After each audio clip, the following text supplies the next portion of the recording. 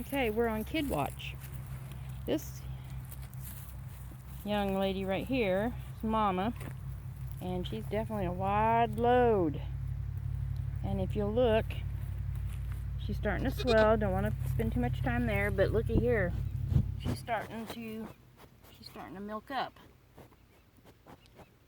Or bag up, I guess is a better word.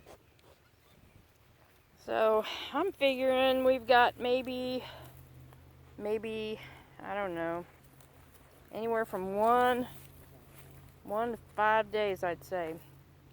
And then this little girl right here, I think she's evidently a little bit later down the line.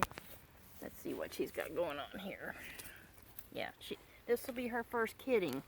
So she's actually starting to get a little bag on her, but she's not really starting to swell.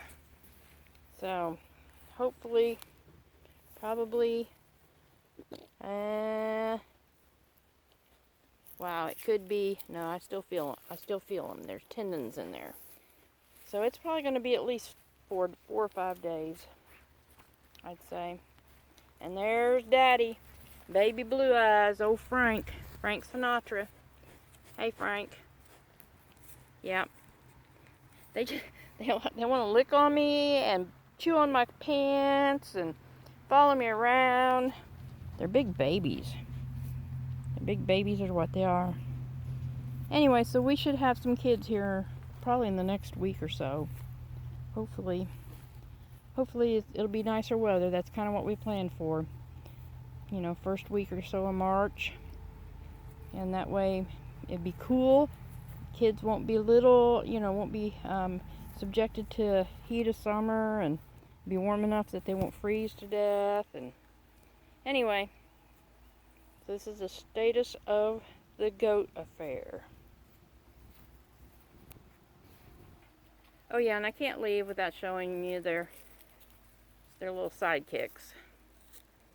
They're the two spare roosters that I have that they were fighting too much up there with the main rooster in the chicken pen, so I exiled them down here with the goats. They get along fine down here. I think ultimately they will be destined to freezer camp. I just really want to wait till it's nicer weather because I have to do it outside. So I'll talk to y'all later. Oh, and one last thing. There's a hawk up there. He's probably watching the chickens. Looks like the onions fared well. I put them out and they've spent 2 nights out here. We've had like high 20s for lows, which I was a little worried about, but not too much. This one looks a little wilty, but I think it'll come out of it. I mean, the shock of transplant and everything, partially. But the dinosaur kale is rocking, man. I mean, it's not wilted, it's not affected whatsoever.